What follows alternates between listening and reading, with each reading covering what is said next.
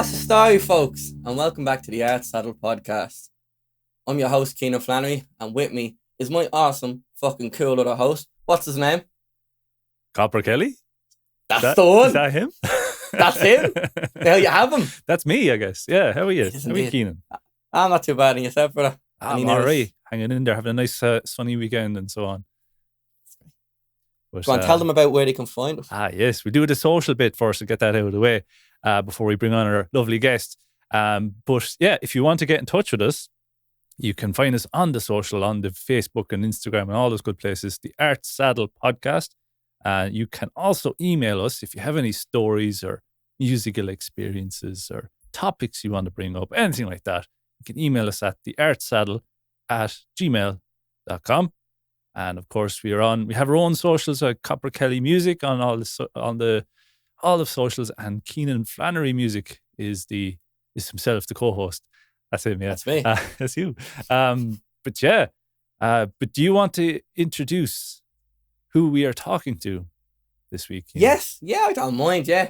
But I won't babble long. I'll introduce him a bit and I'll tell him to tell a bit about himself because he's a very talented man.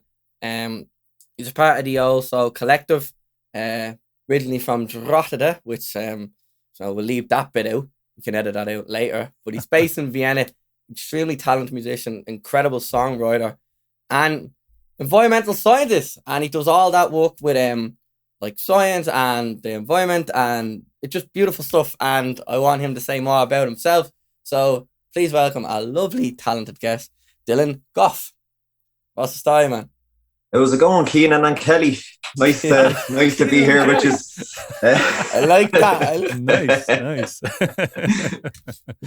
How are you getting on, Dylan? You well? Not too bad. I'm in Vienna. It's about 32 degrees, so I'm sweating my balls off over here. Yeah. I think I'll head out for a swim in the Danube after this flight. So nice. Yeah. Like lovely stuff. But tell the folks that wouldn't necessarily know much about you or your music. Tell them a bit about yourself. Swing a few. You can plug yourself a bit there as well. So. Yeah. So like I like you said, I'm from Drogheda originally. That's how you pronounce Drogheda by ignoring most of the letters in it. So it's Drogheda.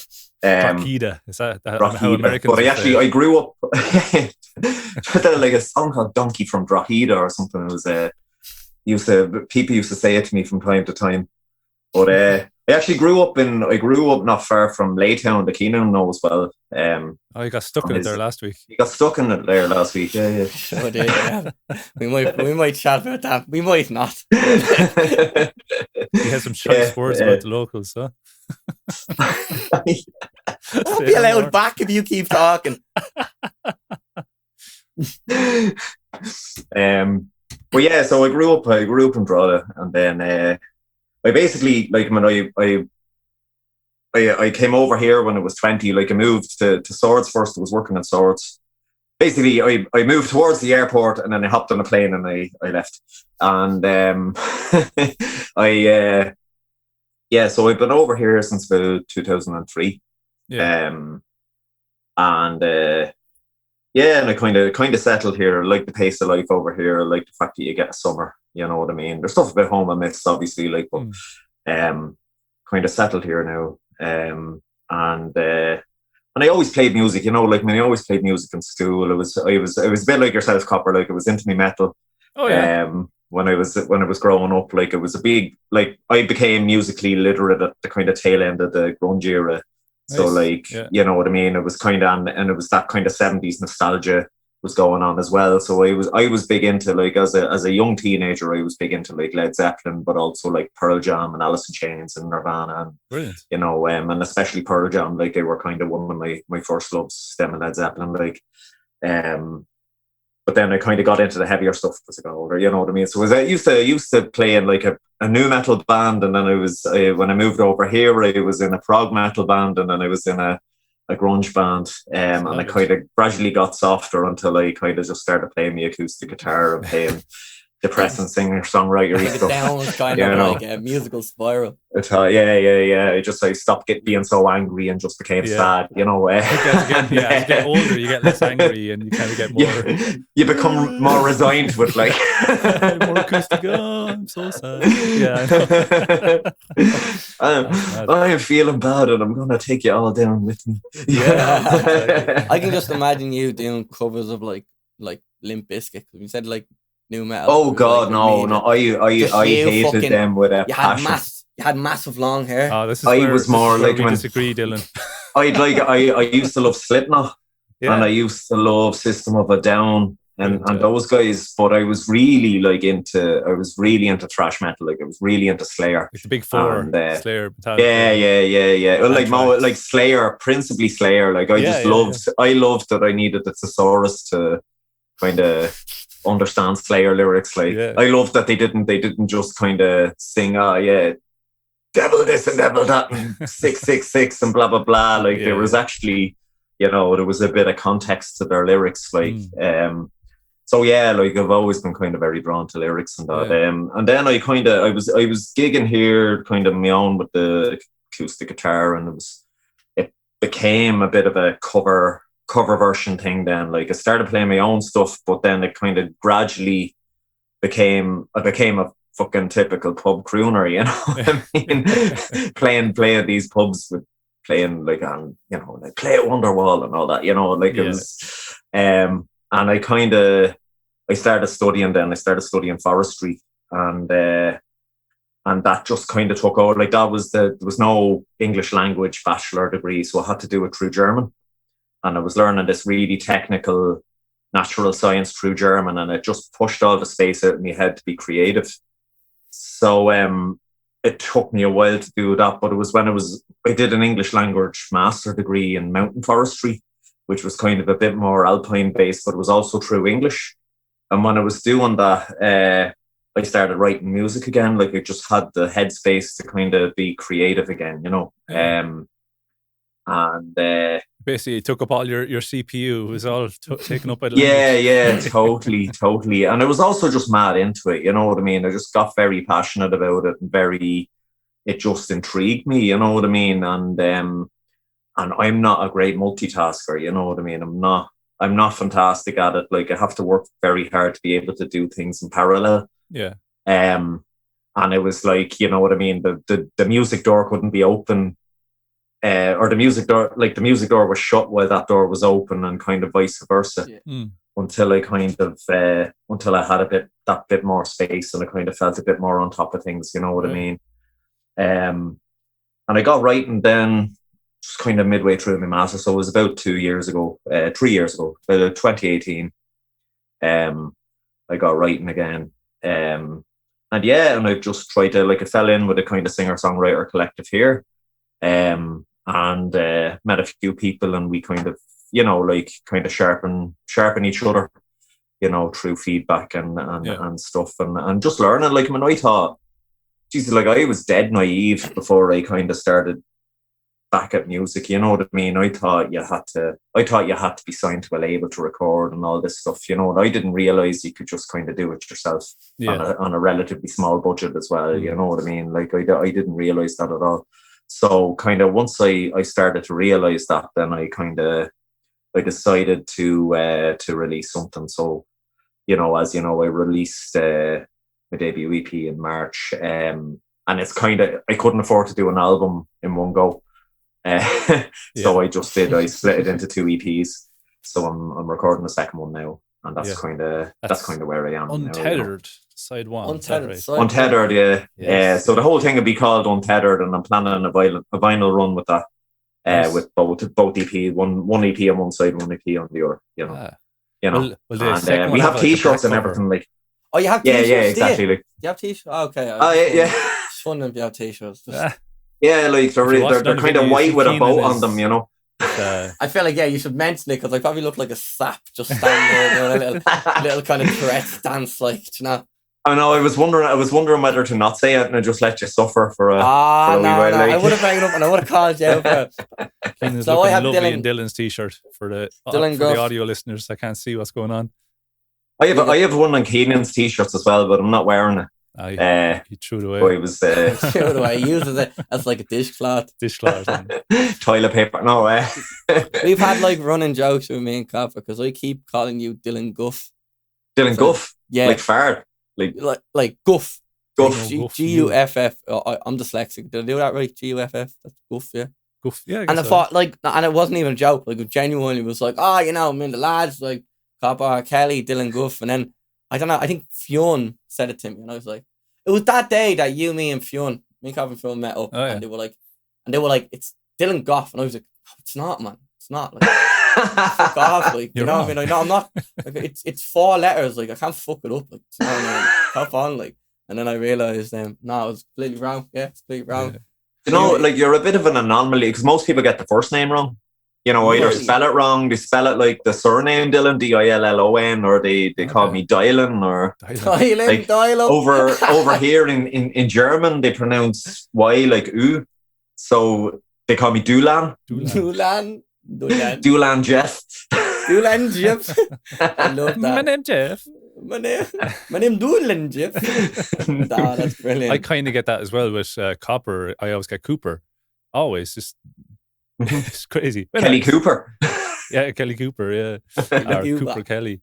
Cooper Yeah, I think. Yeah, you give yourself a right little introduction there. What I will do is now to get the conversation. We have the conversation going already, but to touch on a few topics before we get into your, I suppose, music in a deep dive. Because there's lots I want to talk to you there about your, past bands and stuff like that. But what we'll do is we'll touch on some music news to get things on the road. So, Kenan, do you have a bit of music news that you want to bring up first, and then I'll bring up one, and so on, back and forward? Yeah. I'll let you bring up the Noel thing. So I'll bring up David Guetta. We all know David Guetta and his bangers. Right? So we've noticed Titanium this and stuff, isn't that? That's one of his. Yeah. And like, I can't even name the other ones, but like, he's a banger. You know, he has great tunes. It's a French DJ. Is he French? French DJ. Yeah. But he, and we've noticed this recently, with tons of artists doing it, but he sold his entire catalogue to Warner Music for, I said 1 million, and Coppo was like, that sounds like too small. Turns out, sold it for 100 million, right? All his tracks back to Warner. Now, he actually is with Warner, you know what I mean? So he just sold it back to them. And it was kind of, I thought that was strange, and he was even saying to Coppo about, like, you know, the idea of, like, back in the day when, like, an artist made it big, it was like he was selling records and he was continuously making money. But, like, the way I see it now is because of Spotify and how little you make, is it going to be the next, like, way to make it big is by getting really famous and then selling your catalog and just making bang? Like, is that the way everyone's going to go now? Yeah, seems like, to be for the big musicians anyway. Like, he's not the only one. David Guetta is not the only one. I think Bob Dylan did it a few months ago. I think back in December. Apparently, he sold like 58 years worth of music, about 600 songs. He sold the publishing rights and copyright rights for an estimated 300 million to, I think, Leeds Music Publishing, something like that. Anyway, but yeah, and I think Stevie Nicks did it as well. And these are all Chili Peppers were doing it as well. Did they? Yeah, but, yeah. So these are all like big artists that are kind of, they've had their day and they just want to kind of maybe cash out and not have to deal with royalties anymore. Do you guys think, like, two podcasts ago we were talking about how the big artists don't, they're losing money on live shows because of Corona. And do you think maybe it ties into that a bit? Oh yeah, absolutely. Yeah. It's a big factor. They can't get out and tour now, so it's like, I might as well make money somehow. So, geez, if you could sell all your songs for 100 million, like, would you? It's very tempting. I'd sell my 5 songs for 100 million already. No worries. Warner want to. But I think it's the gigs, and I think it's everything. It's a lot to do with, like, they would make a steady kind of. They would probably, if they released a record and it went big, they'd make a big lump sum and then it'd kind of drop. Yeah. But they'd be making a steady amount. But now, no touring, you make fucking pittance. And there's a new thing now with Spotify in terms of a lot of the kind of big three, all the record labels. So they might want to say, Dermot Kennedy, do you want his ad on Spotify?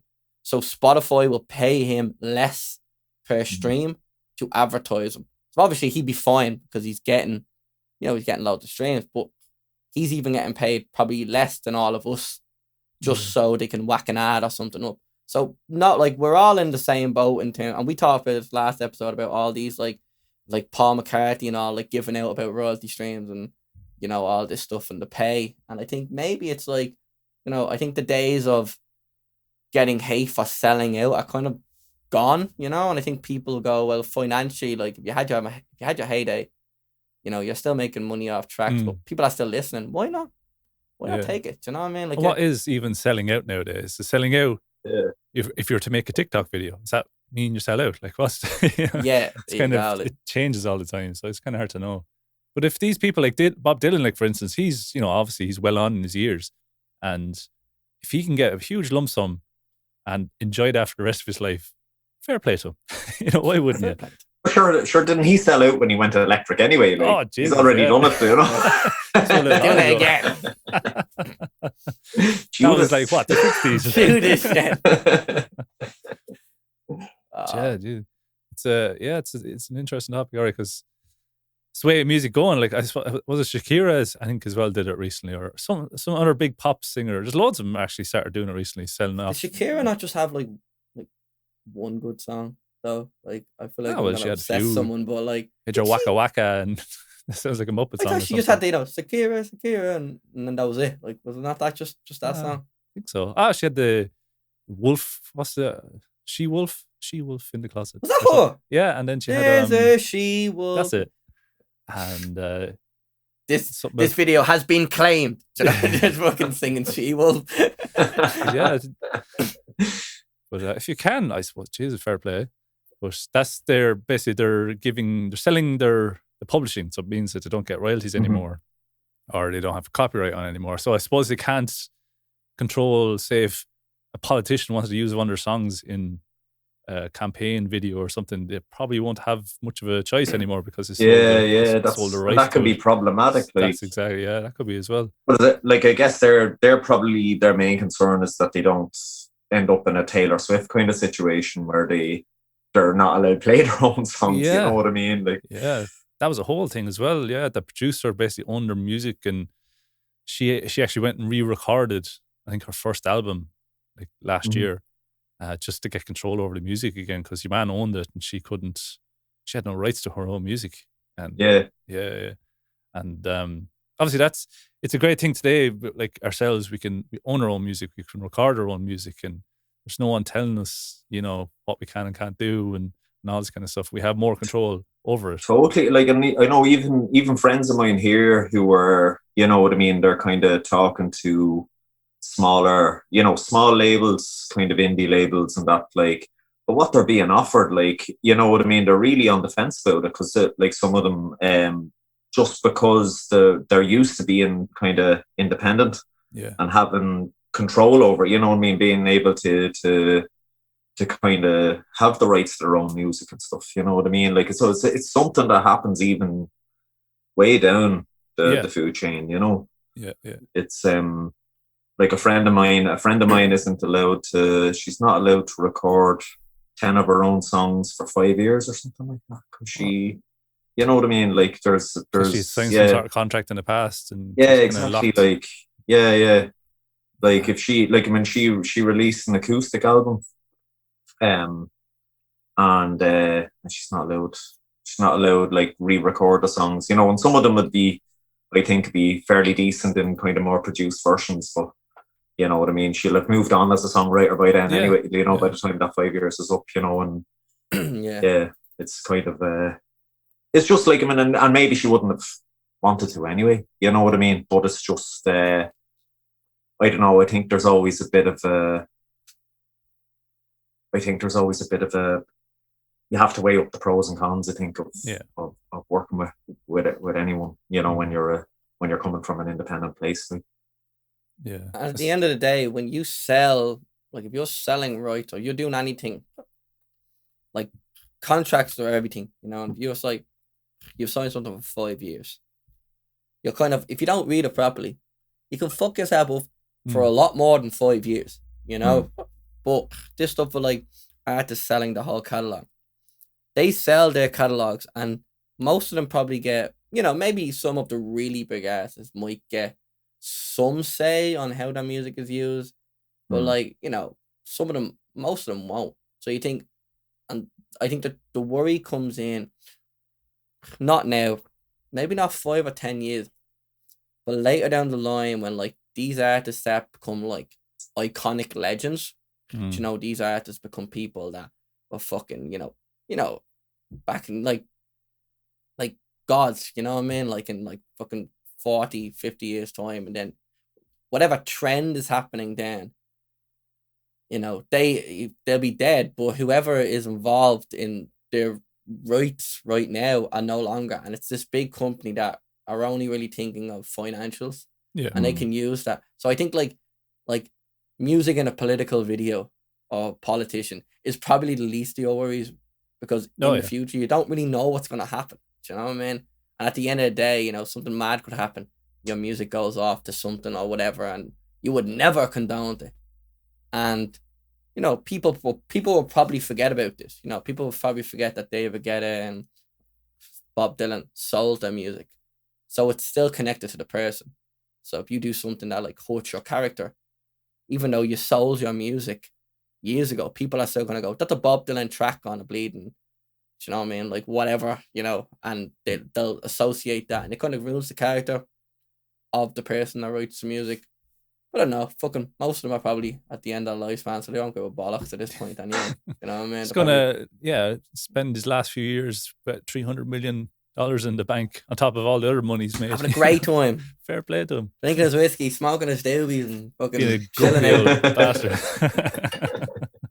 So how he can still be a grumpy old bastard with 300 million, but anyway. But well, we move on to our next bit of news, I suppose. Noel Gallagher, you mentioned Wonderwall earlier on. Noel Gallagher came out and he said believes basically social media is ruining music, and he's saying how it believes musicians can no longer develop naturally by building up their careers before making it big, because social media and the internet allows for people to have their break too early.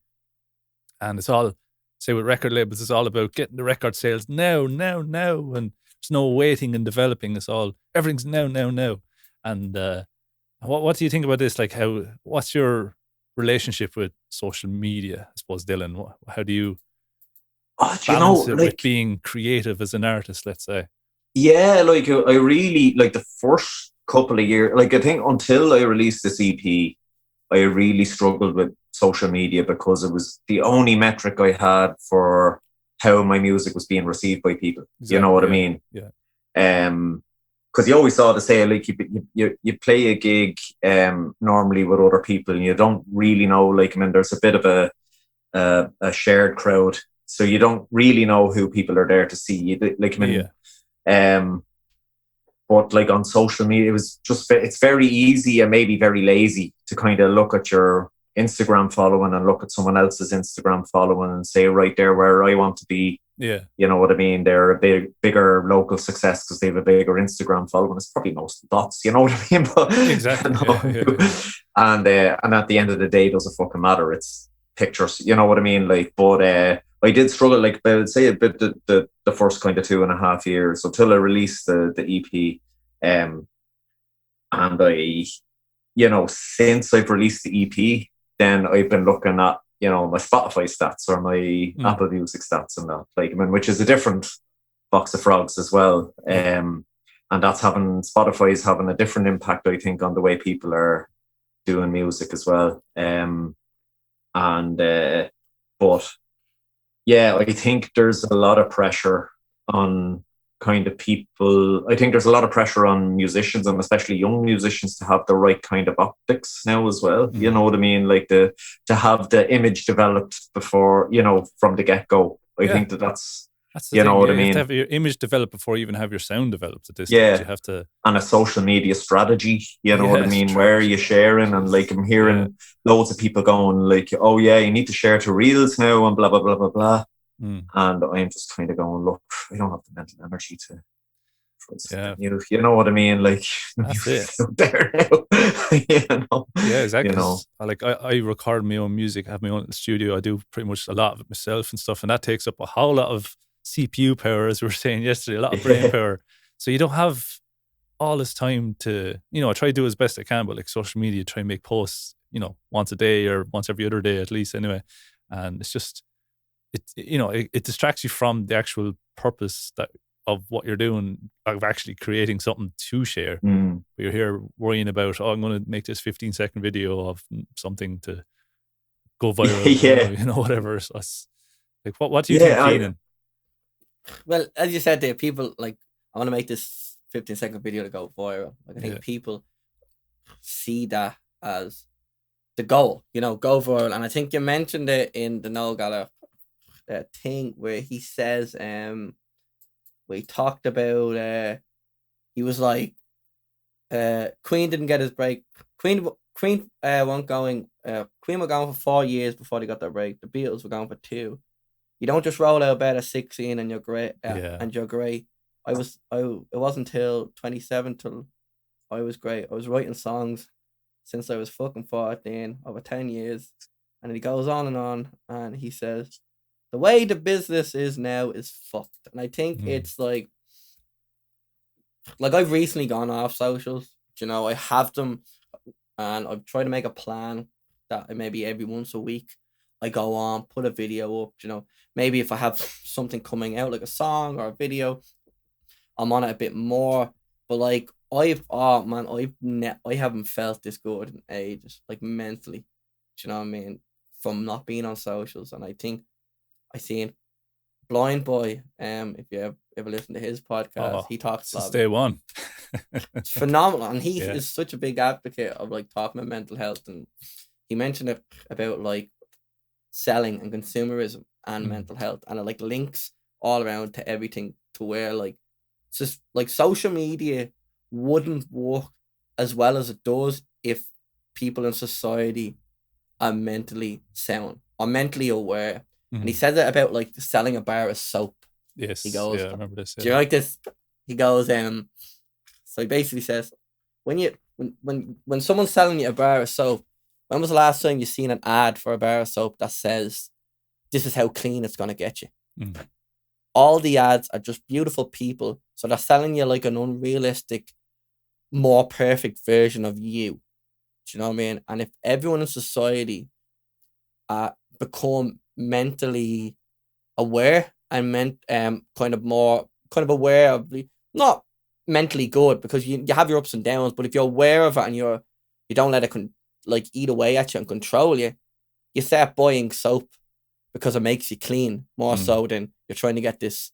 You see this lovely lady or man and he's fucking, look at me, fucking, I'm bleeding gorgeous. Do you know what I mean? This is going to make me a better person, this bit. It's going to make me a better person. That's the thing. And it's the same with socials. Like, I've noticed for myself, like, just seeing one story. Like, if I see a particular story or a particular style of picture, like, that can just flip my emotions, because I'll be grand. I'll be like, I've worked hard today, or whatever. And I see someone got a gig, or I see, like, something that, like, I'm kind of like, I wish I could do that.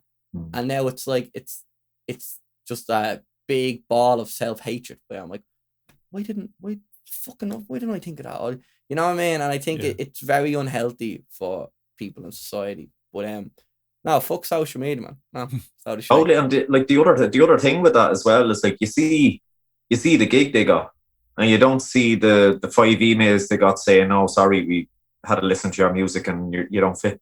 You know what I mean? You see there's a filter. You see the perfectness of it. You see the success, not the hard work and the rejection and the failure in the background. Exactly. It's the idealized image is what you present. Exactly. Like, so you're perceiving recognition. Why am I getting the recognition that they're getting? But what you should be kind of seeing is there's a bit of accomplishment there on their part. You know what I mean? And they persevered and they got that. And the other thing is, I find is that, like, and I know, like, I really struggle with this as well, is with what Kenan described there. And it's just, you know what I mean? It'll happen. You know, the gigs will come, you know. Depth to it. Do you know what I mean? You fall on the slope and all of a sudden, this is you. You know what I mean? This is my life from now on. And it's like, then you get it. But the thing is, you get a gig. And I think sometimes people, and I think this is also in society where people can't take, people find it hard to give themselves credit and pat themselves on the back. Like, sure, you've often, like, when, I don't know about you guys, but, like, I've often, when I play gigs and I get off the stage, and, you know, a couple of people go, oh, great set. Like, I react in a way where I'm like, I'm almost rejecting the, like, compliment. But if you go, no, that's I a fucked that shit. song up and I'd have played that chord wrong and no, that was bollocks. It was crap. It was the worst gig ever. But if one person goes, fucking hate your music, you're shy. Like, oh, you let that go in. You let that sit in there. So, and you mentioned about fucking stats and like seeing stuff online. I think me and Cobb have talked about this on the podcast. And I think we talked about it a lot, where it's like, it's really, really good to have all this access.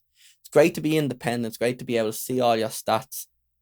And you kind of look back into, like, you know, the 70s and 80s where, like, a lot of musicians didn't know they were, like, hits, or they didn't know they made it. They didn't know how many record sales they got until all of a sudden, you know, they're on the street and someone, like, pounces on them because they're a super fan and they're like, oh my God. Rodriguez, for example. I was just thinking of Sugar Man. Yeah, Sugar Man. Great documentary. Lived his whole life basically not knowing he was a success. He was he's like bigger than Elvis in South Africa, and he lived in America, and he didn't even know until someone found him. It's like, you're not dead. Come back over here and play a tour in South Africa where you're an absolute legend. So okay, cool. He had no idea. He was like a construction worker for years or something like that. But it was Searching for Sugar Man's the name of the documentary. Yeah. That's amazing. I'll check that out. Yeah, because that's the thing. It's like, and I think there's a beauty in kind of like, there's a bit of peace in kind of knowing that. I don't know. I think it's great to have so much access, but you spend every day looking for like the next social media tip or the next like little way to get viral. Like, oh, don't tweet like this, tweet like that, and see your stats. Like, if you do this and that, and there's so much of it, and you can't do it all at once. But like, you get like, it's like fucking like dopamine hits. You know what I mean? Like, yeah. The reason why you want a piece of chocolate instead of banana, you know, gives you more dopamine. It's like when you do something on Instagram or do something on social media and you get a reaction you want, you get that dopamine hit. And then you don't get it the next time because, say, you put up another post and it doesn't do as well, or, you know, so you start looking, you start going, okay, well, how can I get more followers? How can I do this? And there's a million different things you need to do.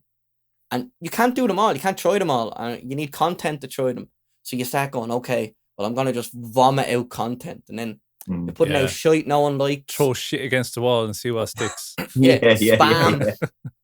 You lose followers because of it. And then all of a sudden you're there going, where the fuck's me dopamine gone? It's fucking gone and they're missing. So and I think you're miserable as well because you flipped what it's about. Like, I mean, for me, when I write a song and I play a song and somebody identifies with that song, that's what it's about. It's what I'm giving them. You know what I mean? Yeah. And when social media has the tendency to make it about what you're getting yourself, like, so I need you to save my Instagram post and share it to a story so I'll get more likes and it'll make me feel good. You know what I mean? That's what I want from you as my follower. You know what I mean? And it's not about what you're given, it's about what you're getting. Yeah. And I think that's where I fall down mentally, because I fall into that trap where I'm kind of going, why am I getting? And music for me is about what I'm putting out there and kind of letting go and letting other people identify with and hopefully feel better from, you know what I mean, or whatever. You know, that's it. Like when so you know, if you work on a video or something, you put your blood, sweat and tears into a video and you put it up and it gets maybe, 10, 15 likes or whatever for this particular video. And then you put up a fucking selfie and it gets like 60 likes. You're like, what? Why did that get more than that? It's kind of, it makes you like, oh, why do I even bother? But then sometimes you actually get like a message from a follower saying, oh, I really like that live stream we did the other night, and I can't wait till the next one. It's like, oh, okay, this actually makes it all worthwhile. Even just for this one person, I'll keep at this. I'm not going to give up. I'm going to keep going. So there's that positive about it as well. You actually have this interaction with your followers, and they give you the dopamine hit, in a more substantial way than just a like. You actually get like a nice message and things like that. So it just keep you going as well. So that's a big positive side of it as well. But Noel, I like the point that Noel Gallagher came up in this article as well. And speaking of the article, I think I'm on musicnews.com or whatever, but the whole article is just full of like asterisk, asterisk, asterisk. Like the whole word is just asterisk down. And it's just the whole article is just full of it. But he has a good point, which I found as well with music covers. Like obviously the artwork. I mean, like we're not really buying CDs anymore. It's all on Spotify and stuff. And I always notice on Spotify, you can't really see the cover very well. If you're on a desktop, you enlarge it a tiny bit, but it only comes up very small still on the screen. You can't really see the artwork. And he made a point of when he was talking to his kids and they didn't know basically what an artwork was. And he said, he got an envelope with the new artwork for a new CD he got. And the kids were like, oh, what's that, Dad? And this is artwork. Or this is cover. Cover for what? And it's a cover of the fucking record, he goes. And then he tries to explain what it is. And it's like when you go into iTunes and you see that little tiny picture, that's the artwork. And what he said, you have meeting. The kids are like asking, "Oh, you have meetings about the cover art, like to figure out what it is." Like meetings, of course, because it costs like $100,000 to make this artwork, and then all you see is this tiny little picture on your phone that you can't really even blow it up properly anymore to see it, and it's like a lost. Like artwork is part of the whole, the package, the art of the album, and that's a kind of a dying art in itself as well. Like, what do you think about that? I think music is becoming more, and it's like everything. I think this is the problem with like the technological society we live in. Everything is just for ease and simplicity. You know what I mean? Like, people always say like collecting vinyls is a hobby now, right? It's a little interest, and it's like that's mental, because like I don't do it because I need something to do. I do it because I get the vinyl and I'm like, I have something, I'm looking at the artwork, I read the little booklets inside, and now it's like, oh, you want music? Here you go. Do you want podcasts? Here you go. Take it, fucking ram it down your fucking throat, and there you go.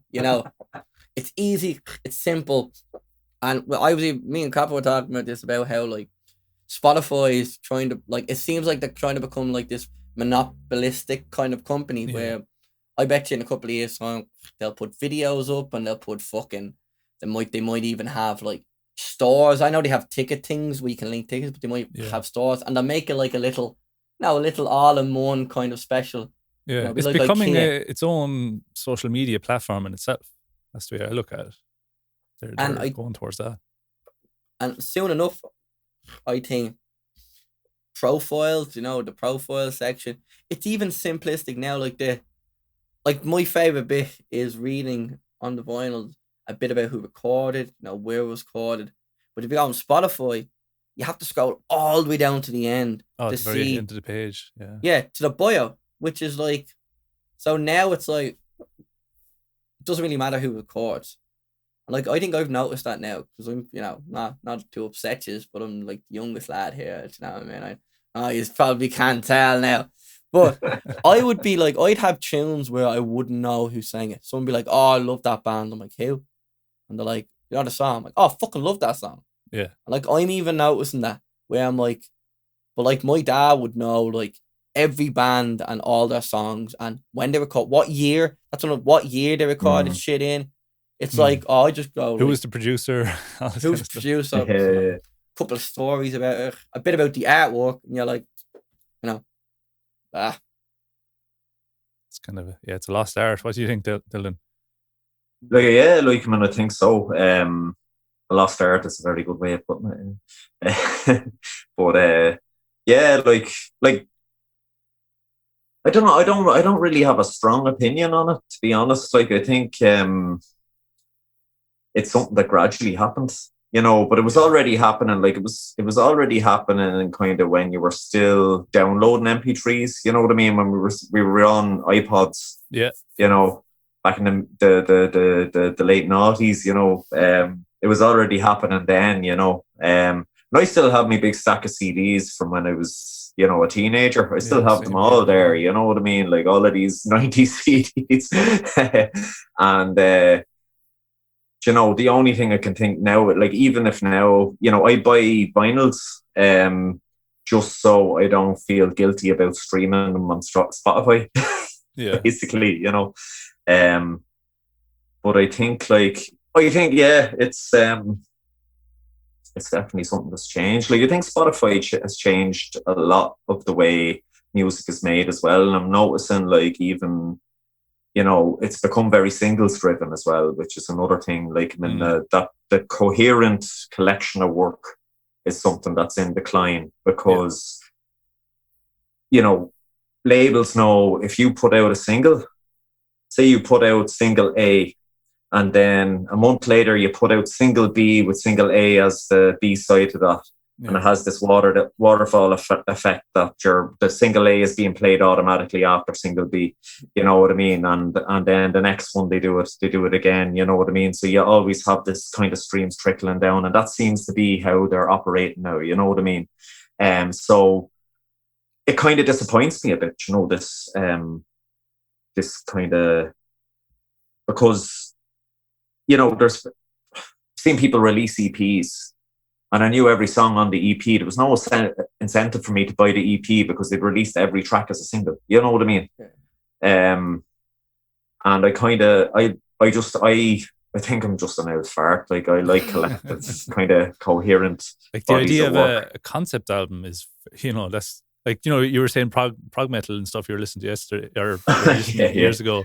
Like, a big thing about prog metal is progressive metal, I must say, is it's all about like concept albums, and the whole album has a story from the first song to the end song.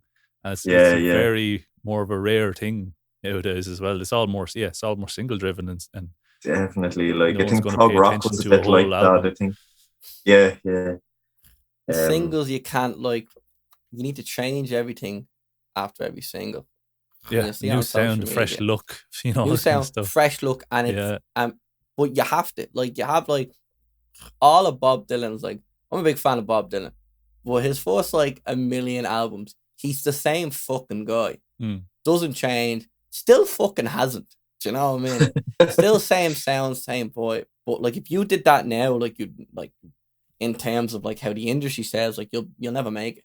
You know, you need to have, like, you know, you do a music video and you have a certain way you look, and you put... Yeah. Then you dye your hair for the next video, and you dye your hair, maybe change the colours. Ooh, look grow a beard for the next one. You don't have to change your look every time. It's all about the look. And then everything... And you do that, and I'm like, I don't know. They're trying... They say it's about character. You have to have a character and a brand and an image to connect with people. But, like, I feel like it's ironically, like, becoming more hollow. People are having less characters because they're going, okay, well, what should my character be now? Shut up and just do you. You know what I mean? The formula. Yeah, it's a formula. Whereas most people's character or their story is the fact that they're just on the phone all day, every day doing this. You know, that's their story. That's their character. So it's, they have to kind of manufacture their own character in order to sell it as an authentic, you know, story or character. So it's kind of a vicious cycle of, like, self-perpetuating nonsense in order to get famous and not actually create anything worthwhile. I suppose it's exactly, like, and this is the other thing I often, like, going back to the social media thing as well. Like, and like you were talking about, you know, putting your heart and soul into a piece of music and putting it on YouTube and kind of going, I've only got 200 listens or whatever, and then a selfie on Instagram will do whatever. But this was the other thing that kind of I had to learn as well, was that if I put a photo on Instagram and it does well, it's a photo. You know what I mean? It's not my art. No, it's not. Exactly. It's not what I'm creating. You know what I mean? Like, and like, and yeah, like, I mean, I'd be in the same boat as you, where I'd kind of go, oh, I've got 20 likes on YouTube, whatever. You know what I mean? But then, kind of makes me feel like I should be grateful for those 20 likes. Exactly. You know what I mean? There's 20 people that liked it enough to kind of click like the like button, you know, or like my favorite metric with my music is every so often I'll get the update from Apple Music and I'll see, you know, I don't know, my song of mine got some airplay here in Austria and 9 people Shazammed it. So that's 9 people that kind of went, they actually went out what's that? What's that? I want to know what that is. You know what I mean? Yeah. And it's a really nice personal metric, I think, because it's so telling you somebody felt a personal connection with your music. You know what I mean? They felt enough of a connection to open an app on their phone hit listen and find out who you were. You know what I mean? It's That's it. That's very important. Like, it's very important. Even just make those connections with like a handful of people. That kind of, to me, it makes it all worthwhile. Like, and this reminds me of a video I've seen recently of a Twitch streamer who just goes through the different stages of becoming this like toxic person, where like the first 5 followers is like, oh my God, I have 5 followers. I can't believe it. This is amazing. I never thought I'd get this far. Then he gets to 100 and he's like, wow, I'm flabbergasted, I'm blown over. And then the next goal was like 1,000, and by the time he was like 900 or 930, he was like, oh, I don't care, I don't even have 1,000 yet, this is like useless, why am I even doing this, kind of thing. He's like just getting more toxic and toxic as he goes, and he just lost all perspective of, you know, where he came from, and those like 900 people that are following him that actually want to engage with him. He's like, that doesn't matter anymore, I'm not at 1,000 yet, it doesn't matter. So it's all how you look at things, isn't it? There's a point, I think, in every artist kind of career and musicians as well. You sometimes forget where you started. I said this to a few people, like, and I think I don't know if it's the first time you release a song, or first time maybe you get a paycheck for a gig or something, but you kind of go, boom, oh, this is awesome. And then all of a sudden, after a while, as you said, you start going, oh, like, and it's more of a, like, a kind of set, like, what am I doing wrong? Like, you know, I'm not, I had a gig last week, I should have a gig this week, or maybe my streams aren't doing well.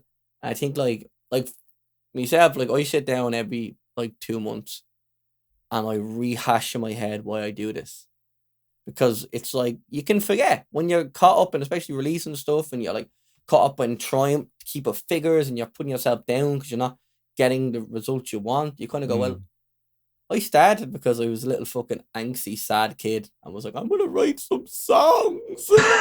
And now I'm like, I'm fucking doing it and I'm loving it. And this, as you're just saying, like, you might get a text and you might get fucking, you might see some Shazam or someone might run into you and go, oh, I heard that new song, like, I really like that.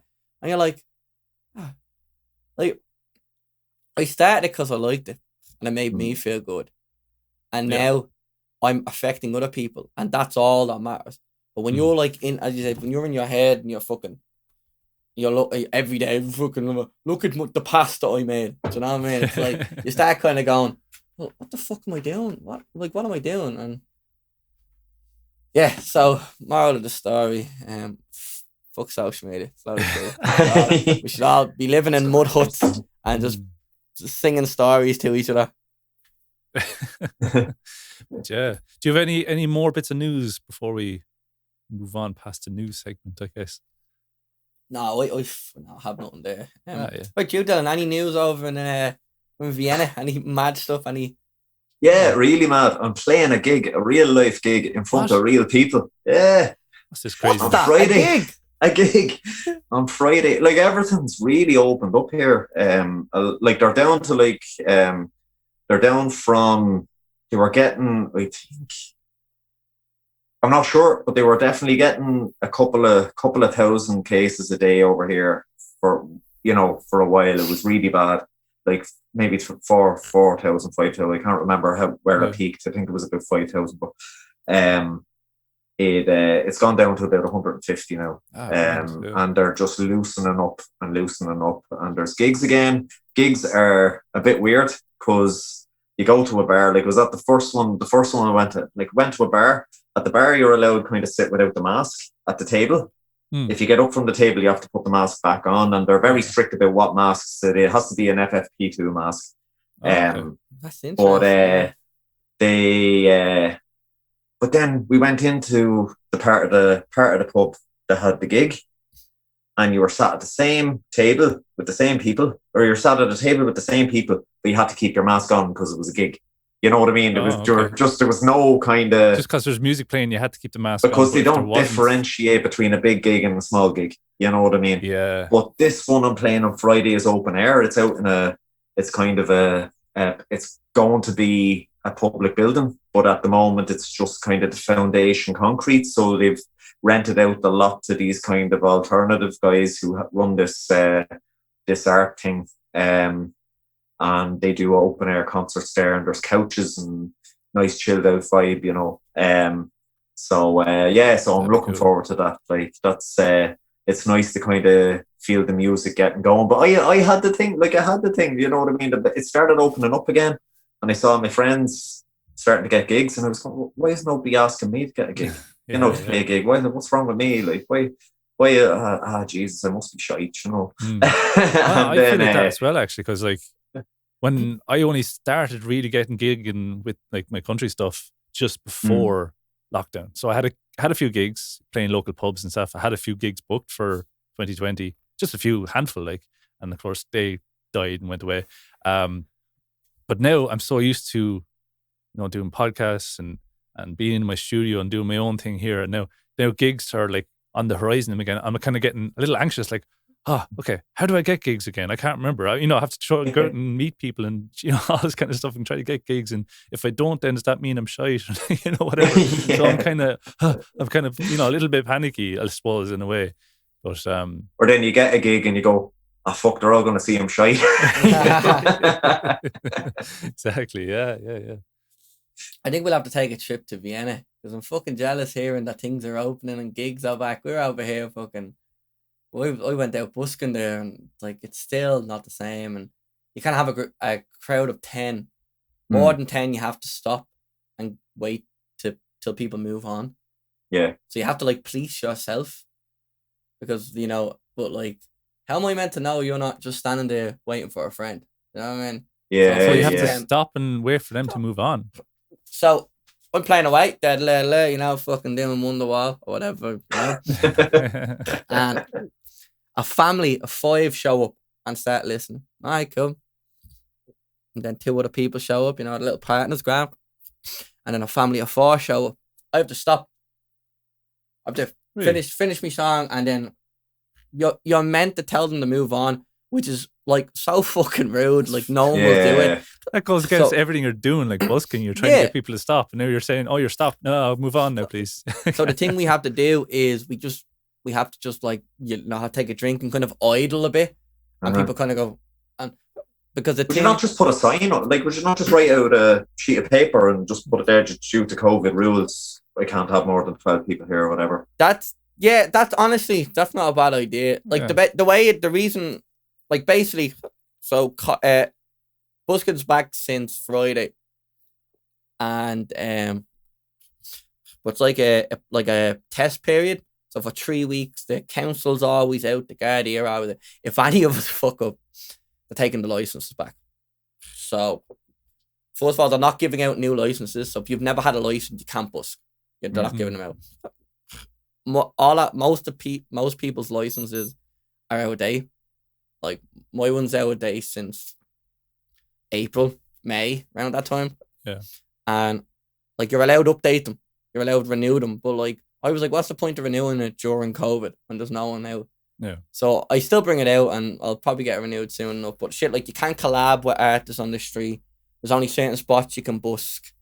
You more than 10 people you have to stop, and it's like, you're trying to get people, and when it starts getting busier and people miss music, you know what I mean? People missed it. People are going, Jesus Christ, there's a busker, and they're stopping and listening, and you're kind of, you don't want to be rude, but you're also like, you have to take into consideration that like you're not the only busker, and if you mess up and you've guards called on you and you're hassling the council over it, good luck going out busking because if people find out that you're the arsehole that starts causing trouble with the council, you know what I mean? So it's like, I don't know, I feel like we talked about this on the podcast about being people fucking and this country not having no appreciation of art. But no, man, get me to Vienna, man, get me a gig. And I really you could say things about this country though as well, like, man, and really like it's probably the same as there, you know what I mean? Maybe even more so, that like kind of contemporary cultural events were just pushed to the bottom of the pile during this, like, and I've always thought the thing about Vienna, right, the thing about Ireland, right, is you make a lot of money in Ireland, tourist money, from people coming over to sit in a pub and listen to music. Yeah. Or come over for the Galway Arts Festival and watch a play. It's based on our cultural legacy and our history. Exactly, yeah. Whereas here, the tourism is also big, but people come over to ski, or in the summer they come to places like Vienna to look at the work of dead composers and dead architects. You know, so there isn't that incentive to kind of push contemporary culture because they're making money off the deadies, you know. Yeah, and a big thing that came out during this, during the lockdown, that people, musicians were kind of encouraged to retrain and to get a new job in a different field, like, which wasn't very. There's like a picture of a ballet dancer or something. It's like, Lisa needs to think about retraining or something like this. Exactly, but it's so patronising. Right? It's like the thing your ma says to you when you're 18. I'm going to be a musician, but would you not like become a mechanic as well, so you have something to fall back on, you know? Something to fall back on, and like my father's like, I say, I released a song, or I'm working on this video or whatever. Oh, grand, how much money did you make from it? It's like, sick. It's not about that, but it is nice if you do make money from it, but it's not about that. You know what I mean? Like, I was down in the welfare. I had to get an one of the social cards. You know, they're fucking just another way for them to track you. You know what I mean? What's it called? It's the service. What's it called now? Services card or something like that. I forget the name. We had to go down and get it because if you're on the PUP, you have to get it, and that's the what's it called? That's the pandemic payment. Pandemic unemployment payment. Because I was working in a pub doing gigs. I'm self-employed, and so I'm out of job, no gigs, and sure enough, I go down and I'm talking to them there and stuff, and she's like, what do you do? I'm a musician, and she's like, okay, and have you been looking for more work? And I was like, yeah, but like, the pubs and places are open, like not open, you know what I mean? Like, and she just went, no, I mean, like, are you looking for work?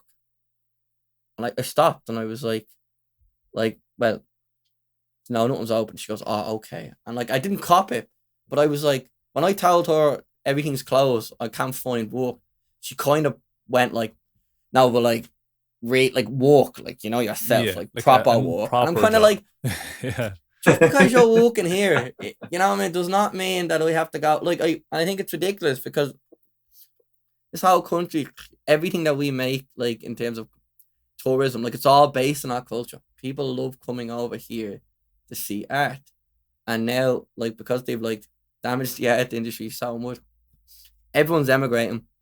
All the really famous, like really fucking authentic pubs and bars and restaurants and everything, they're all closed. A lot of them are shut down properly. So like, this whole idea that like once we get tourism back in the country, things will be okay, and it's like, well, the only reason why we're doing so well is because tourists would come over, fall in love with Dublin, and want to come back. And like, I love being from Dublin, but like going out now, I'm like, man, this is just not the city it was. Like, people are gonna come over here and go, it's nice, but it's not the beautiful striving, like art bustling city that it was, and it shows. And I don't think it'll ever. I feel like I've all, and Copper knows this, I'm quite pessimistic about everything. So I feel like he's always there going, yeah, fucking I am. You were saying you're an old fart, fucking Dylan, and I'm out. Dylan said, you are an old fart. But I'll say something really fucking negative, and Copper go, yeah, but sure, and then I'll just go, I don't know. And that'll be it. That'll be the end of it. Just I don't know. I always end of it. I don't know. Okay. I try to look at the positive side of things as well. There's always there's always different aspects to look at things. I think that's important to keep trying to look at anyway. But I think it's fun to give out. Yeah, but this is actually a topic I wanted to bring up with you, Dylan, about like balancing work life and music life, because I work a day job, 9 to 5, Monday to Friday, non-music related. It just pays the bills, and it's kind of a job. And when I come home in the weekend, or come home in the evenings and the weekends, I concentrate on my music and my social media and all that kind of stuff. But obviously, working a day job kind of drains you. So when you do come home, you don't want to spend hours and hours and hours working more. You kind of you do as much as you can, but it's you're not getting as good of a result out of your work as you could be if you weren't being able to work at music all day. But how do you find work? Like, do you work a 9 to 5? You're a environmental engineer, is it? I'm a environmental scientist. Yeah. So I'm you know, but it's like, for me, it's not that I have a day job and my music. I have these two parts of my life that I'm very passionate about. You know what I mean? And I think that it energizes me. Like, I mean, it's obviously, it's mental work. So, you know what I mean? If I have a long day up at the uni, or I'm in the field or whatever, I'm not going to come home and go, I'm going to write a song now. You know what I mean? Like, you just want to sprawl out and exactly. Like, but I'm to be honest, I think the answer, like, I'm not in a rush. You know what I mean? I'm happy to kind of let these two things develop, and kind of I'm probably more in a rush with the environmental science, because you're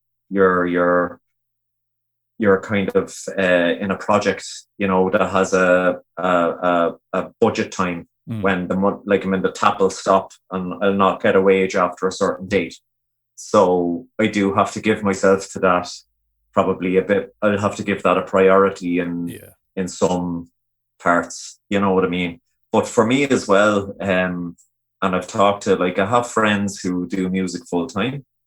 I have no idea how they're earning their crust. Like, I've no idea how they're getting money in the bank, but they seem to be, you know what I mean?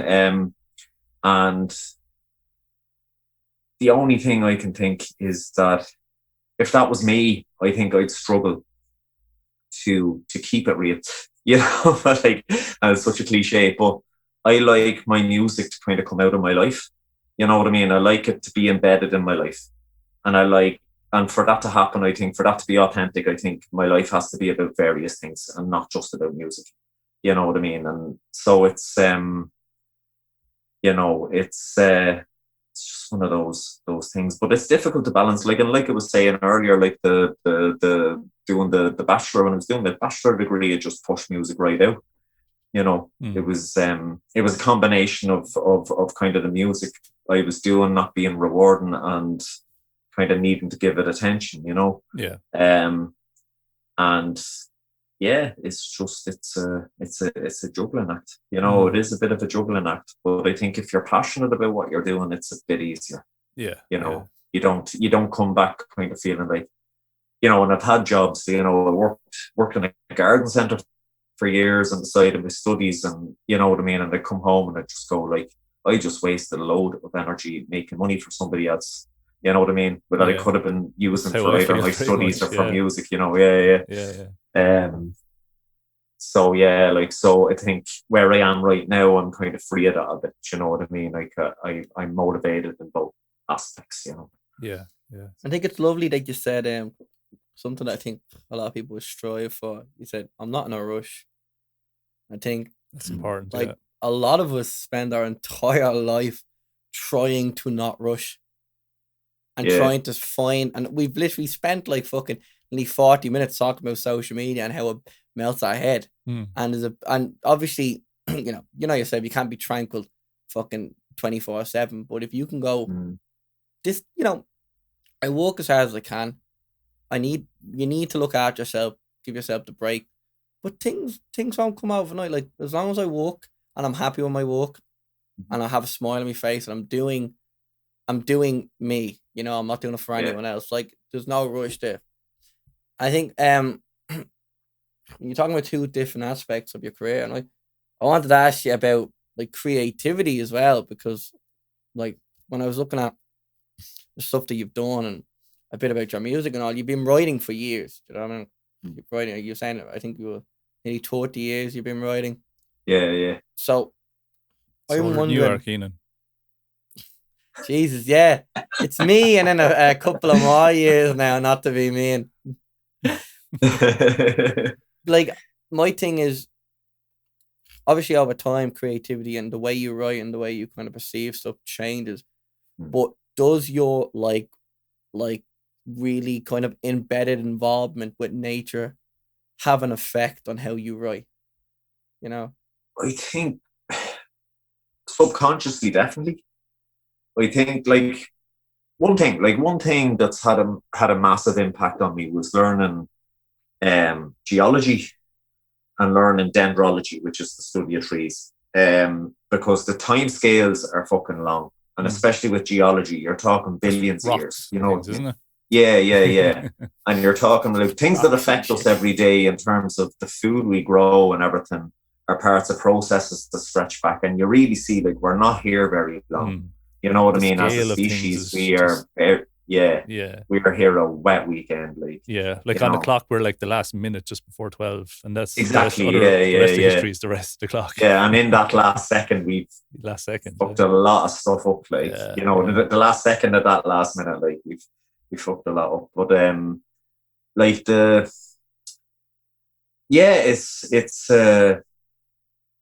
I think it does have an influence. And like, for example, about 2 years ago, I was working on a project where we were going out in the Alps here, and we were basically digging a big hole and looking at the layers of soil down to the rock layer nearly in some cases. And we were you come across stones and you have to figure out how they got there. And there's been a lot of it looks like Glendalough out there, because it's a lot of glacial valleys and the glaciers moved rocks and all that. Like, so we were there basically every day, digging a hole and discussing where the glacier was, where it came from, what direction, and what was up there in terms of the geology and what it could have brought down and how that tied into the soil formation.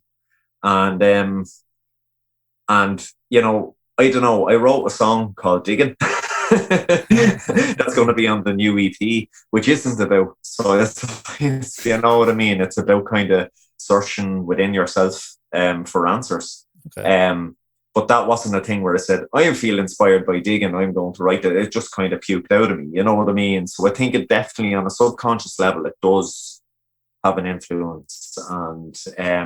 And even the not in a rush thing, like, I mean, when I'm working a lot in natural, like, when I'm giving a lot of attention to the natural science side of things, I feel it kind of just slows things down a bit. Because it's just by nature, there's a longer time to consider, you know what I mean? I think a lot of people like. No, go on. No, go on. I was just saying, a lot of people, like, their dream as an artist would be to be involved in some way in nature. I think that's a lot of people would go, I'd love to live in a shack and just sing songs all day and talk to the trees. And it's like having that as a job. And I know obviously when you say something as a job, it sometimes can take the kind of fun out of it, you know what I mean? Like, you talk about art and all. But like, I think and I've noticed in your writing, it's super poetic. And I think for me, like, first thought, I was like, that must have something to do with like your kind of link in. You know, like, man, the job is a lot more like what we were discussing about social media than you think. Like, I mean, it's the being in the field is to take samples and measure stuff, and most of the job is looking at stats, analytics, it's looking at data, processing data. You know what I mean? Most of it is, and it's very, you know, like, I mean, do you know what one similarity is if you know when you're cobbling together something on your DAW, you know what I mean, and you work it to a click track and you kind of build it up and blah blah blah, and you're copy pasting stuff and you're kind of fiddling about. There's a certain similarity to that. Like, and then you're recording when you're taking a soil sample, for example. That's a recording. You know what I mean? You have to make sure that that's done right. You have to make sure that the conditions are right. You have to make sure that it's consistent, that, you know what I mean, you're where you're sampling here is the same way that you're sampling there, so you compare the two. You know what I mean? There's a lot of similarities there with the recording process. And then when you're in doing the stats, it's very much like that kind of production part, like where you're fiddling around with plugins and you know what I mean, like you're looking at the graphs with the waves, the frequencies and stuff. Like, I mean, there's a lot of similarities there. And essentially, like, I mean, this is something that I learned, and I thought I had a big epiphany that nobody else had, and then I saw that it was said 100 million times before. Science is really creative. Yeah. You know what I mean? And I think science is creative and music is somewhat scientific. You know what I mean? Like, I think there's a deliberateness when you're creating music, especially if you're you're trying to put something coherent down. That it's not just like you banging it on your guitar, starting a song. You know what I mean? Starting a song quite slow and finishing it 10 times faster. You know, because you're excited. You know, it's you know, you're being kind of regimented and meticulous and all of these things as well. Like, so I think there are definitely process similarities there. In terms of the lyrics, though, I think I look more on the emotional side of things than I would on kind of being inspired by nature. And yeah.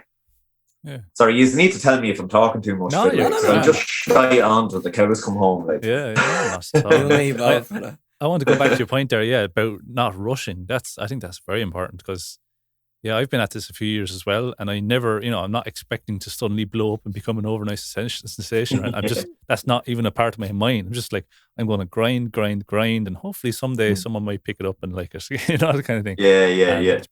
That's a really healthy attitude. Yeah. And it reminds me of, I think Blind Boy, we were mentioning him earlier as well. He's a great podcast. And he had, I think it was last week, he was answering a question. Someone asked him about producing stuff for television and how he was saying that if you are a professional and you are in this kind of world of producing stuff and people are going to look at and either reject it or take it on, he says something like 90% of his ideas that he's produced, he's worked his heart and soul into something and he's brought to a commissioner for a TV channel or whatever, and they just go, oh no, just no. Like that, and that's it. Like, so like 90% of things he has done have been rejected and are technically failures and so on. But I think if you're in the music industry, you have to kind of get very used to rejection and very used to failure. And it's only that very small sliver of success you might get, and then hopefully that will build. But if you're getting into music and you're thinking, oh, I'm going to, by this time next month, I'm going to be all over Hot Press magazine and whatever it is, this is not going to happen. It's a long game. I look at everything kind of like a long game anyway. So it's, you have to play the long game, look into the future and keep building and developing and honing your craft. And that's it, and I think if you're in a rush, like, this is something, I think I was in a rush, those first kind of couple of years before I started the project to release music properly. I think I was in a rush and I was worried, like I kind of had a writer's block for a long time.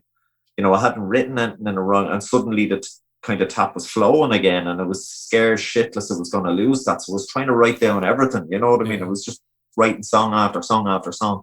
And some of them were good. The majority of them were probably shite, I was just writing because I was scared shitless that it was going to dry up on me, you know what I mean? And I think now I've kind of calmed down and kind of go, okay, like this is here to kind of stay a bit. But also a big thing for me was realizing that I am a 38-year-old, slightly, gone slightly tubby, balding man. I'm not a 21-year-old hot woman. I'm not a marketable demographic. You can't compare yourself. Nobody's going to go, you're the next big thing. Yeah. You know what I mean? Like, so there's no point, like, I need to let my music develop as it develops. You know what I mean? And even this second EP is going to sound a lot different to the first one.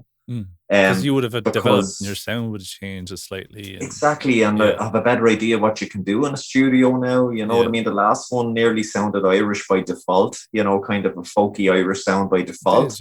Because I didn't really know what I was doing. You know what I mean? And this next one's going to be a bit more indie, I think. But I have to leave myself the time to do that. You know what I mean? To allow it to develop organically. You know what I mean? Yeah. You can't rush things. Exactly. You just I think it all comes back to why you do it. You know what I mean? You have an idea that you love, as you're saying, like you have an idea that you love and it gets rejected. Some people will go, well, what's the fucking point of doing anything now? My next idea is going to get rejected. And the truth is, probably will. But it's like, if then all of a sudden you go, well, you realize, shit, I tried to do it for success, or I tried to do it for someone else. I tried to do it so they'll like it.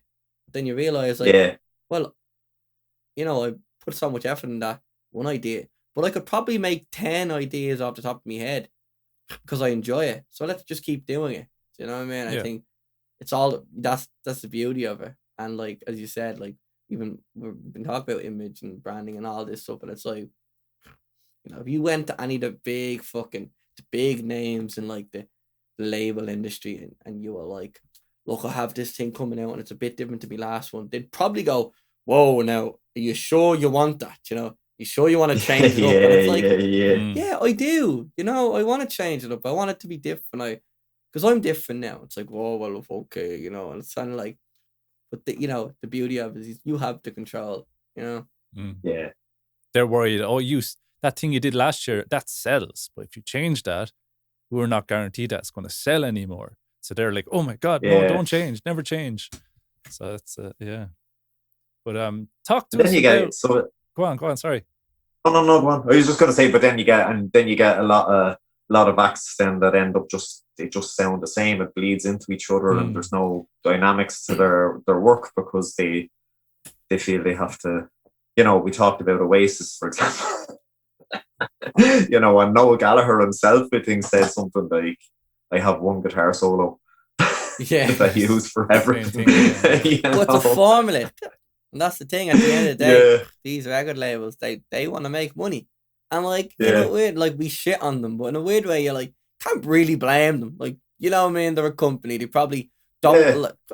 Maybe the lower tier, maybe the people at the bottom of the rank, the people that are getting paid minimum in these jobs, they're the ones that love the music. But the big heads, they don't give a bollocks. They just want the next fucking Michael Jackson or the next bleeding Justin Bieber. Do you know what I mean? Like it's. Yeah. And I think this is something that I think it's essential that independent musicians or musicians who are just setting out have in their heads is that the music industry is an industry. And whether you're talking about the music industry or the paint industry, they want a product. They don't want art. They want a product. So I want to be an artist with my music. I want my music to be how I express myself. I don't want it to be a product. You know what I mean? I don't want it to be a production line thing that's there to make money for someone else. Mm-hmm. You know what I mean? Yeah. So that's also another, once I kind of had that in my head, it was kind of, that also made me kind of go, okay, right, there's no rush. I don't need it. I don't need it to make big bucks. You know what I mean? I don't need to play that game. So we won't be getting any Justin Timberlake covers or something from you soon. No. I just want to love you.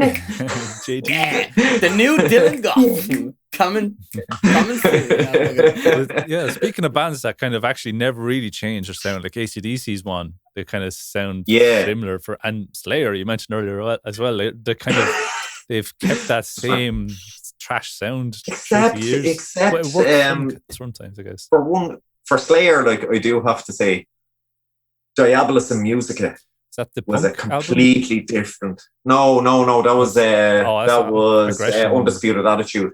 Undisputed Attitude. No, A Decade of Aggression was a live set. No, Diabolus in Musica was like 1998. It was really I think they played everything with rock tunings, and it was slower and heavier, but it had this kind of groove to it. It was like a lot more rhythmic, a lot kind of slower. It wasn't as trashy. It was a bit more like a precursor to nu metal. Like it was like that kind of heavy, very heavy sound, but it sounded completely different. I loved that album so much when I was a metalhead. Like, but it sounded completely different to their stuff. But one band I can still listen to are Opeth, I think. Like, they're one of my favorites. Like, yeah, Jesus. Yeah. There was actually just one time I was at a Slayer gig, and people think Slayer very scary, and they're very all songs about death and blah blah blah. But no, it's actually. I was at a Slayer gig. I was up like nearly front row. I was standing beside this like 7 foot tall big biker with his arms, and mosh pits all around me. But all I felt in the room was love. Like, just this is where I want to be. And funny enough, it was just they finished the song, and everyone was just cheering, absolutely like, we love you. Everyone's just in such a cool vibe. And I just thought to myself, wow, I feel the love in this room. I just felt this and then lo and behold, Tom Araya, the singer, literally a second after I thought that, he goes, wow, I feel the love in this room, guys. Thanks so much. And I'm like, wow, that just blew my head. You know? And like people are just so scared by, you know, metal and Slayer and stuff, but it's actually this loving, it's like one of the best places you can be. You know, it's all about community and love and peace and happiness. Exactly. Like, and I mean, people don't know that. Yeah, people about things, but it's it's funny. It's a funny kind of ironic position, I guess you could say. It totally is. Like I was at Ozfest in 2002 out in Leopardstown, and we it was Slayer and then System of a Down and Ozzy Osbourne. Nice. Something happened to him. He had a cold or something, whatever. And then Tool kind of headlined it for him instead. But Slayer gig, like we were there, maybe a group of 5 or 6 of us, and one of the lads just disappeared, like during the mosh. He just disappeared, and he came back with a busted face, like he was bleeding everywhere, and he was just going, I think this is the best gig I've ever been to. You know what I mean? Like people don't understand that. Yeah, big smile on his face. And people, I don't think if people aren't into metal, they wouldn't get that. Like, but like the mosh pit is it's just it's release, something special. Like, and total release. Like, like this is it. Like, you know what I mean? And it gets all the aggression out of you. Exactly. You know what I mean? No one's trying to hurt each other either. There might be this one Egypt that are like throwing these wild punches and stuff, but for the most part, it's just people kind of shoving into each other and having a good time. Yeah.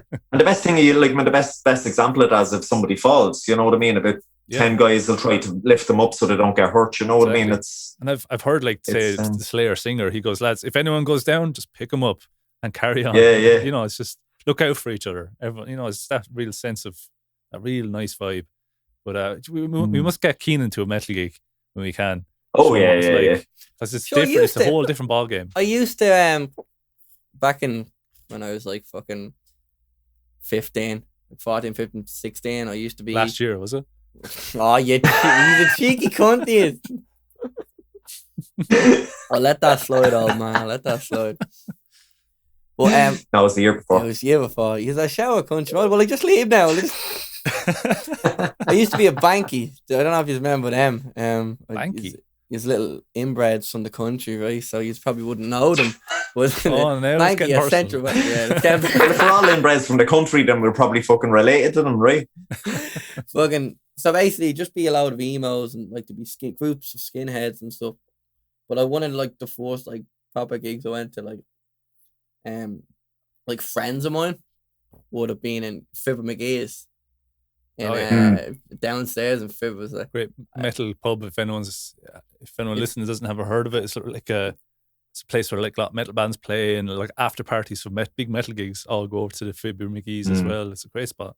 It's a phenomenal spot, yeah. And it's like I think there's 3 stages. I think there's one outside, or like they can set up one outside, but there's one upstairs, one downstairs. And I went to the one downstairs, and we snuck in. It was one of the only bars you could get in being underage. So I went in, I went downstairs, and I can't even remember the name of the band that was playing. But like they were just a local Irish band, and he's like, let's get in a mosh. And like me and my mate are there, we're little 2 fucking twigs, you know what I mean? Just and you know what I mean? And I said, fuck it, we get into a mosh. And that's the time of my life. And there was so much, that's the thing, it's so much love. And I've done a few gigs in Fibbers, like doing folk music. And it's the weirdest experience in my life because I went in with a flat cap and a poncho. I wore this like big, massive cowboy poncho. And I went up and I'm playing fucking Bob Dylan and all this shit. And then I got off stage and I stood on a chair. Because I like sounding like furniture and shit like that. So I stood on a chair and I unplugged and all these metalheads see me unplugging. They see me getting down and I get a chair. So they all walk over. Oh, big fucking, and I'm like, oh, bollocks. And I'm playing away. And I fucking, and then my harmonica falls on the floor. One of the big cunts picks it up and he like hands it over to me. And I'm like, play it! And he goes, woo! And he just fucking playing. Hey! And I'm hammering away. And it's fucking time, like, and it's such a, like, obviously it's a big metal pub, but there's such a welcoming kind of warm atmosphere in it. I love it. It's an amazing place. And So I always say about metalheads, they might look scary and and all that stuff. But they're all like really nice people. Like they're the nicest people you could ever chat to. They wear a heart on their sleeve. Conception. What's that? They wear a heart on their sleeve. Exactly. It's the sly people you need to be careful of. Metalheads aren't like that. If they don't like you, they'll just tell you you're a prick. But Dylan, tell us about you were in the Amazon. Like, I'm kind of fascinated with the Amazon. Like, what was your experience in the Amazon? Did you have any good times, so like bad we times, went out, crazy stories? nothing too crazy actually. It was like I mean, it's Yeah, we're talking about the Amazon rainforest, not the Jeff Bezos warehouse. not the warehouse. Yeah. Like, that's a whole different story. Jeff Bezos. It was where we went out to Suriname, which is it's in South America. It's just below Venezuela. So it's technically the Amazon rainforest, and it's we were there to kind of just do some forest measurements. Now, like most countries have what's called a forest inventory, where they've measured, they do kind of measurements here and there in the forest, and then statistically kind of multiply that up, so they have a kind of an estimate for the forest area in the whole country. Now, Suriname, I'd say, is about 85% forest. You know what I mean? It's basically, it was the old Dutch Guiana, and there's a town, a big town on the coast, or two big towns maybe on the coast, and then another town by the big lake, and that's where the road ends, and all the transport after that is by boat. So we were still in the kind of the top half of the country where it was still kind of road travel, and like we were essentially going in with machetes, cutting kind of 4 lines through the forest, and then measuring everything. And it was good crack, and it was a new experience for me. And there's the difference between a rainforest and a forest, say, here in Europe. Like, I think here in Central Europe, here where I am now, there's, I don't know, I think the number of tree species is in the 20s or 30s. And if you go up to Scandinavia, it's even fewer. They've only I think they've about 10 or so in that 10% of in that area. No, 10's tree species that are native. Okay. Right. Because they're heading for the Arctic up there. Like, I mean, it's kind of it's like if you go up the Alps here to the top, like the number of species just declines because fewer species can hack it. You know, it's a harder environment. It's a harder environment. Whereas, like, when the rainforest is more or less a perfect condition. It's warm. It's lots of rain. There's lots of waters. It's good vegetation. Kind of conditions. So you have, I think Suriname had like 800 or 900 tree species. Right. And to identify them, you had these Native Americans with you. So they'd be there, like, and then they'd start chewing on the bark and stuff. It's, oh no, it's that type of tree. You know what I mean? It was fascinating, and there was some trees they chewed it, and they kind of, by the taste, they could tell if it was this tree or that tree. Wow. You know what I mean? And there's people that spend years doing college degrees to learn this stuff. You know what I mean? Like, like this, and these fuckers are going, oh geez, I had this morning. I know this exactly well.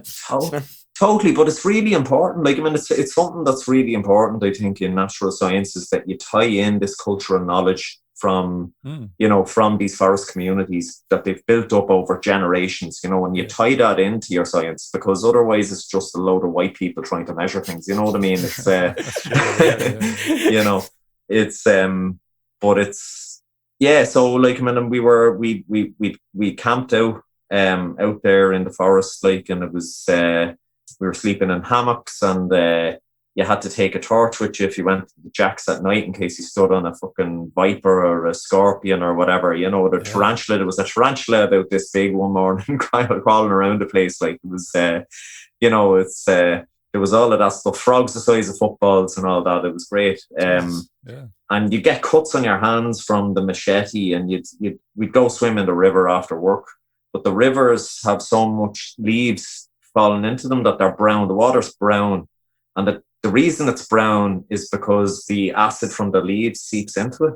So it's like swimming in lemon juice or vinegar or something. You know what I mean? Every single little paper, like, there were like little paper cuts from the machetes, and they just sting you to fuck, like, you know what I mean? I think the only thing that was worse than that was the Dead Sea. Like, that was really stingy, but these rivers are like that, you know.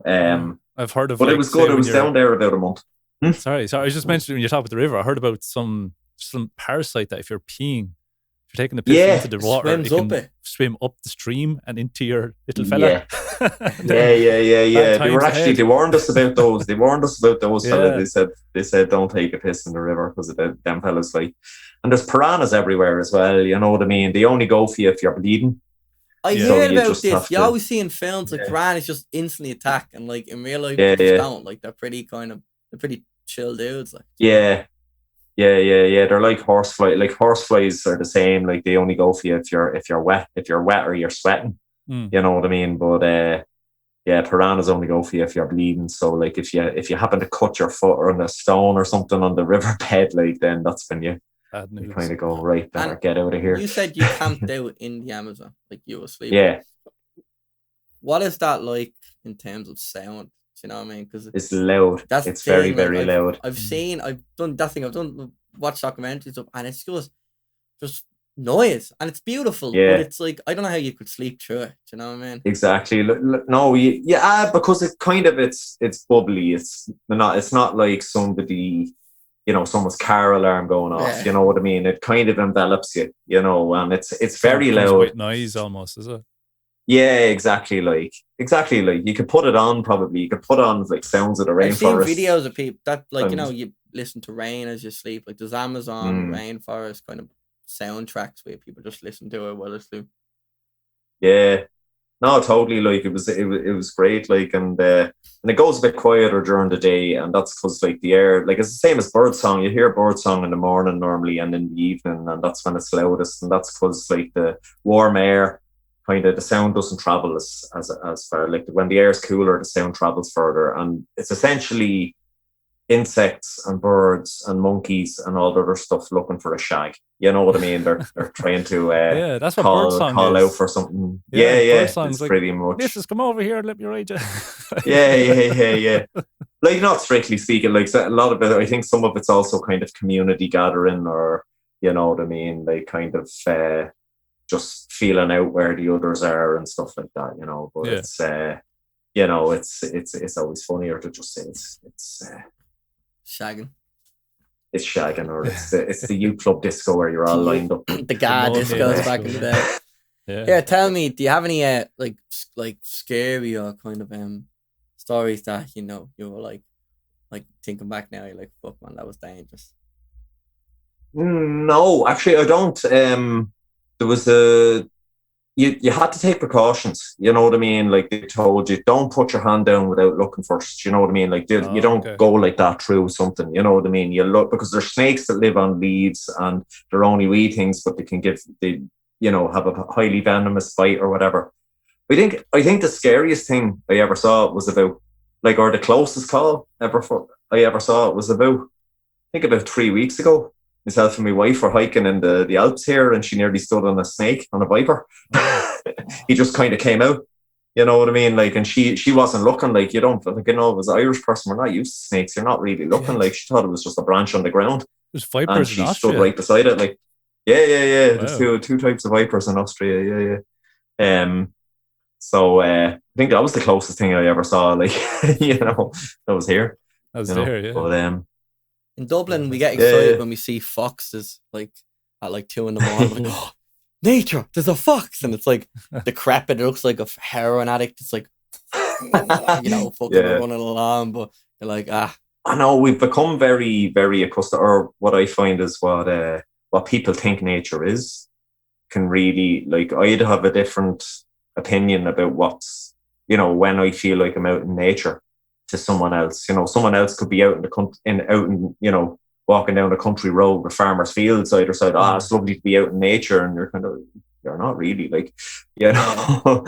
it's that's all managed land. You know what I mean? Like, and even the forest here, like Austria had a load of natural disasters in the 19th century where there was they chopped all the forests down, and they were getting a load of landslides, so they started chopping down trees sustainably.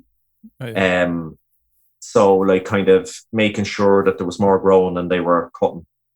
And since then it's grown. Now it's about 50% forest cover, but it's mostly secondary forest. Like, and if you have a trained eye, you can see that the trees are in rows and that they're, you know, trees shouldn't be growing all one species there. You know what I mean? Like, so you can kind of, you know, like even there, you kind of go, yeah, it's not but like actually Blind Boy, in one of Blind Boy's podcasts, he had a great podcast where he was talking about deforestation as a colonial weapon. I don't know if you heard that one. Is that the one about the lawns as well? Yeah, exactly. Like, yeah. He was talking about how the British built the Navy by using the Irish trees, and it was like a double thing because they also they were having trouble with the Rapparees at the time, you know, hiding in the woods and coming out and attacking them and going back into the woods again. So it was kind of a double win for them, you know, to deforest Ireland, you know. Mm-hmm. I always find that quite interesting as well, you know. It's and you know, and especially when Austrians go on their holidays to Ireland and they come back and they go, oh yeah, it was out in Connemara, it was beautiful. It's going like, yeah, but you know that's kind of just a completely stripped landscape. You know, it's mad to hear you talk about forest and nature and like what you believe nature is, because I think you know, you always hear this saying of like, if you work at something you love, you end up learning to like kind of hate it in a way. And I think that's a bit drastic, but it is the kind of idea. Like I love going out, I love being out in nature and being. I hate, like, my view of nature is if I can't hear a car, I'm most at peace. Like if I'm like, do you know what I mean? Like if you go like, but like I'll be like, I love Glendalough. There's a car park right beside where I am, but I can't hear cars driving. So I'm like, oh, but like it's the idea of going. You might be a little grump when you're walking down a nice in a park. You know, fucking this isn't nature. Fuck all these thinking this is nature. You know what I mean? But I'm sure there's like an element of kind of going like when you start to really understand it, you might go, well shit. Like it's kind of sometimes harder to enjoy. Like I tell you what, like it's like for me, like before I started studying it, I had this there was a romanticism to it, you know, because there was a mystery to it. Yeah. You know what I mean? So like, I mean, I'd go out to the woods or I'd go out hiking and I wouldn't really know what was happening. I wouldn't really understand what I was looking at. So there was that mystery, and then it was magical, and it was nature, and there was something nearly supernatural about it. You know what I mean? And you lose that when you learn it. Like, I mean, it's like, I think it's like, you know, when you're writing a song, and I think we might have chatted about this before. There's a phase in songwriting where I'm writing a song, and I'm playing around with the guitar and I'm singing like a fucking toddler over it. Like, so I'm going lack about that, feeling out the syllables, how many syllables fit in a line, you know what I mean? Where's the syllable expressed, you know, and all that. And I'm kind of just feeling all that stuff out. And that's where the song still has magic for me. That's where it sounds like I want to play this again because I like the sound of it, just to listen to it again. You know, I'm playing it again. And that's that phase. It's not when once I start to write the lyrics, then the mystery starts to starts to lose the mystery. And it's not mine anymore. It's for whoever's going to identify with it. You know what I mean? Like, that's the way I feel about it. And with the forest stuff, it was the same. Like, I mean, once I started to learn about how it was, that mystery, that naive kind of mystery. It's almost childish mystery as well. Yeah, exactly. But then I found like stuff like soil chemistry, and that sounds really dry and dull, I'm sure. But there's a, you know what I mean? The more I learned about that, the more I kind of got intrigued by it. It seemed magical to me, you know what I mean? And you've like, just to have processes as long as geological processes over so long, and then having processes that happen on the surface of the soil in a day, and then the soil is this soup where all of that meets each other, you know what I mean? Like, so you have like just different time scales all the way down, and all of these, like, you know, atoms exchanging electrons and all that stuff. Like, I mean, it had, you know what I mean? that has its own magic for me. You know what I mean? So I think you lose the naive magic and you gain a more informed magic, I think. You know what I mean? Yeah. It might be just me. Yeah. No. But I say, lads, we could nearly talk all day. And I bet, like, Dylan, we may get you back again because we could definitely keep talking more and more. But I think we have to nearly wrap up. We're nearly at 2 hours now, I think. So. Oh yeah, Jesus. Yeah. So, if can you tell the lovely listeners where to find you and your music? See, a good place to go is dylangoff.net. Dylan like Bob Dylan, DYLANGOFF.net. And from there you can find a link to all my socials on my Spotify. I think that's the easiest way to do it. Brilliant. That's class. And yeah, absolutely. So I think we'll start wrapping up, even though I hate to do it, but I have a Father's Day dinner coming up, so I have to go out and have a dinner with the family. So yeah, which is, we'll definitely get you on again. And sure will, Dylan. Cheers a million. And it was an absolute pleasure. Yeah, I really enjoyed it, lads. Thanks for having me. Definitely, it's great crack. And do you have any more to add before we go, Kenan? No, I never have anything informative to say. No, but once again, absolute pleasure to have you on, Dylan. I don't think we could have picked a better first guest. No. I'll try not to end up in Laytown again. And yeah, don't. I don't think I will. I know. I think I'll skip it. I'll just stay on the train and just keep going past there. But thanks a million. And once again, as we said at the start of the episode, we always say, if you have any fucking question, recommendations of music, films, stories, crack, if you want to be on, just swing us an mail at theartsaddle@gmail.com, and we'll have a little goosey gander at it and we'll have a bit of crack, Have a bit of crack. That's it. And yeah, absolutely. Give us a shout out on the socials. Make sure to share and tell your friends about us, and that's it's a great way for us to grow the podcast as well. Tell your friends, and there are these few fellas talking shy about music, and you might like it. So but look, that's it for this week. Thanks again for watching and listening. We're on audio and video, so you're on YouTube and all that kind of stuff. Make sure you hit like and subscribe and leave a comment and interaction and all that stuff we were talking about earlier about social media we hate doing, but please do it. Do it. Yes, do it. do it. Validate us. Validate us. We want to become viral. Yeah. But yeah, I think that's it for now. And absolutely, thanks again very much, Dylan, for coming on. And thanks a million for having me, lads. It was great fun. Talk to you again shortly. All the best. Thanks very much. Bye-bye. Bye-bye.